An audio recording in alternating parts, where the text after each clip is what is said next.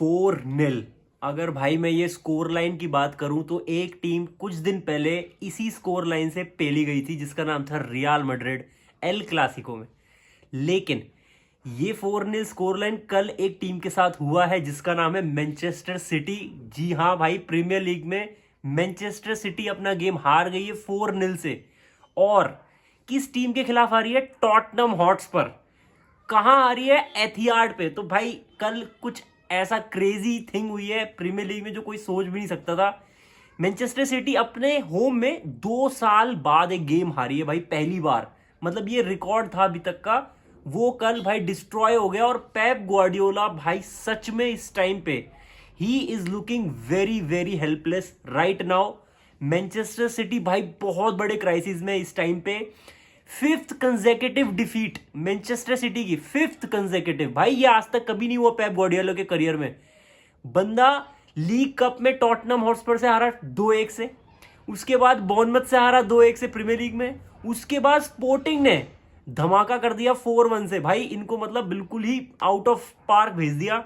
उसके बाद ब्राइटन से हारे 2-1 से और कल हारे 4-0 से। तो भाई ये बहुत बहुत बड़ा मैच था कल। टॉटनम बिल्कुल स्पर्स वाली परफॉर्मेंस दी उन्होंने, उनसे कुछ एक्सपेक्ट नहीं करते भाई। जिस दिन वो खेलते हैं, जिस दिन वो एज अ टीम खेलते हैं, उस दिन वो किसी भी टीम को हराने के कैपेबल होते हैं भाई। This is a fact. क्योंकि उन्होंने एस्टन विला को 4-1 से हराया और अगले ही मैच में अपने घर पे 2-1 से डिफीट ली थी इप्सविच टाउन के अगेंस्ट। तो भाई ये टॉटनम हॉटस्पर से कुछ आप एक्सपेक्ट कर नहीं सकते। लेकिन मैं बात करूंगा मैनचेस्टर सिटी की, जो इस टाइम पे सबसे ज्यादा हॉट टॉपिक है इस टाइम पे। भाई देखो, रियल मैड्रिड अपना एल क्लासिको हारी, उसके बाद चैंपियंस लीग में एसी मिलान से हारी। तो भाई सब लोगों को लगा ये क्या हो रहा है, मतलब रियल मैड्रिड तो क्राइसिस में है, रियल मैड्रिड खत्म है। भाई मैनचेस्टर सिटी का क्या? प्रीमियर लीग चैंपियंस है, ट्रेबल विनर है भाई, उनका क्या? 5th consecutive defeat, league cup से बाहर हो चुके हैं, चैंपियंस लीग में धुआं मतलब भारी कर दिया स्पोर्टिंग ने उनको। और प्रीमियर लीग में ऑलरेडी 6 पॉइंट पीछे है लिवरपूल के। और लिवरपूल का आज एक मैच है इन हैंड, और अगर वो जीत गए तो भाई देखो 9 पॉइंट वो आगे पहुंच जाएंगे। तो ये एक बहुत बड़ा भाई डिफीट है पेप ग्वार्डियोला की। हम इसमें एनालाइज करेंगे कि भाई क्या सिस्टम में फॉल्ट है पेप ग्वार्डियोला के। और देखो उससे पहले अगर मैं बोलूं भाई, एतिहाड एम्प्टी हार्ड बन गया था कल। अगर आपने देखा होगा, जिम बैगलिन जो कमेंटेटर था वो भी बोल रहा भाई ब्लू मून तो दिख नहीं रहा, ब्लू सीड जरूर दिख रही थी।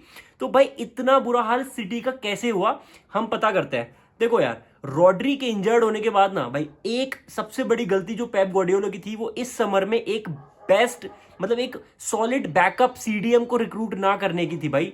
बहुत बड़ी गलती थी। उसने सेविनियो को लाया राइट विंगर, ठीक है भाई, लेकिन एक सीडीएम की जरूरत थी मैनचेस्टर सिटी को, जो कि उनके पास नहीं था। और मटेओ कोवाचिच भाई प्योर एंड प्योर सीडीएम नहीं है, ठीक है। वो चेल्सी के टाइम पे भी प्योर सीडीएम की तरह नहीं खेलता था, वो जॉर्जिनियो रोल वो निभाता था।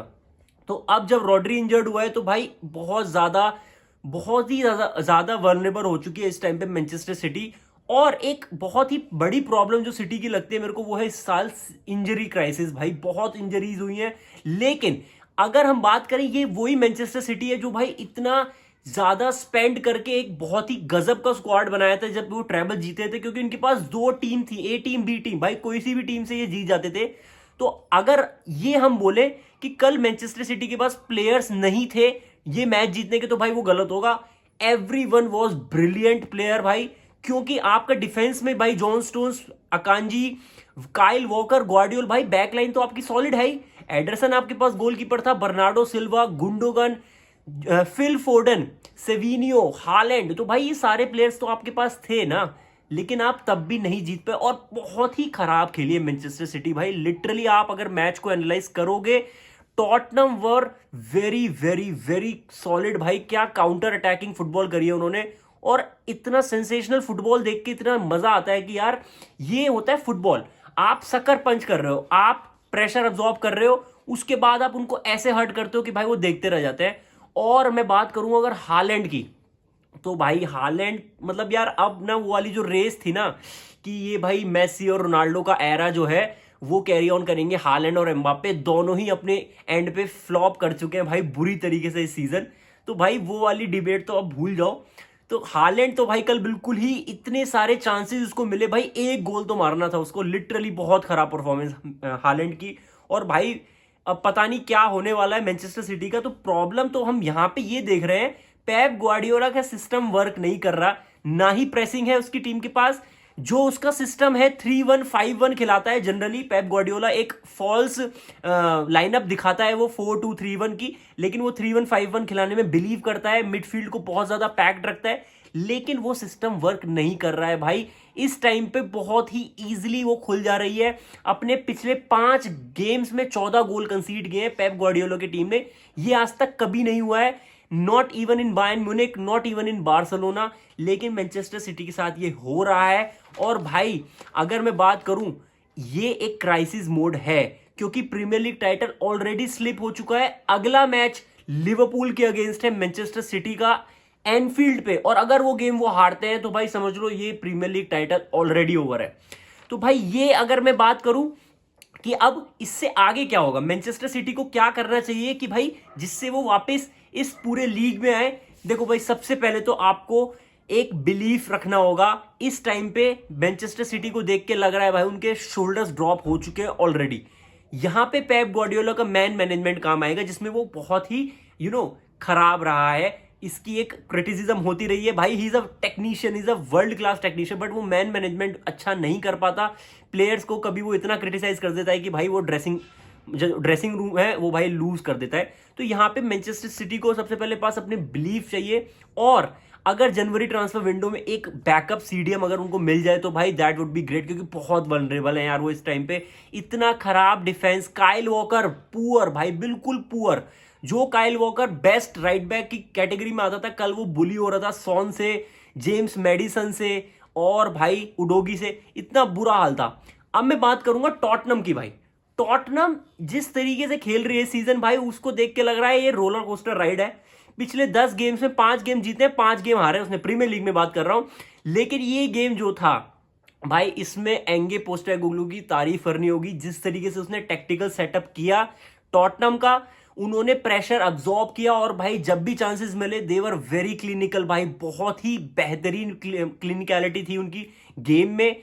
डेयान Kulusevski he is on his best form of his life भाई। जिस तरीके से वो इस सीजन खेला है, आई थिंक वो बहुत बहुत ही क्लासिक कल एक एग्जांपल है एक बेस्ट विंगर का। जिस तरीके से उसने बॉल ले करी भाई जेम्स मैडिसन को, सॉन को, और अनलकी था यार गोल नहीं मार पाया, बट ही वाज ब्रिलियंट। तो भाई ये बात थी मैनचेस्टर सिटी टॉटनम की। इसके बाद जो कल एक बहुत बड़ा मैच हुआ है वो है सेल्टा वीगो वर्सेस बार्सिलोना का, और बार्सिलोना फिर से अपना पॉइंट्स ड्रॉप कर चुकी है। पिछला गेम वो रियल सोसिएडाड से 1-0 से हारी थी भाई।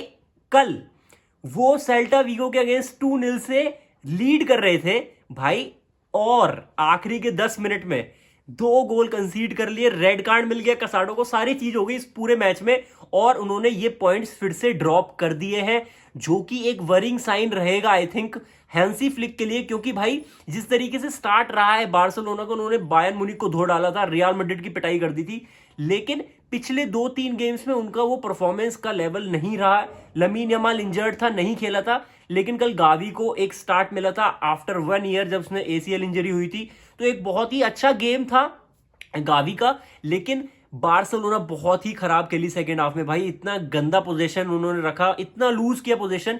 जूल्स कोंडे का बहुत ही खराब परफॉर्मेंस भाई। मार्क कसाडो बहुत ज्यादा पोजीशन लूज किया उसने। रफीनिया फिर से क्लच करा भाई, लेवेंडोस्की फिर से गोल स्कोर किया। तो ये दोनों प्लेयर्स ही इस टाइम पे आई थिंक कैरी कर रहे हैं अटैकिंग लाइन में। बार्सिलोना की वल्नरेबिलिटीज कल बहुत अच्छे से एक्सपोज करी सेल्टा वीगो ने, जिस तरीके से ऑफसाइड ट्रैप को बीट कर रहे थे इयागो आसपास, और भाई ह्यूगो अल्वारेस और बोरहा इंग्लेसिस जो सब्स्टिट्यूट पे आया, उसने बहुत अच्छे तरीके से बुली कर दिया डिफेंडर्स को।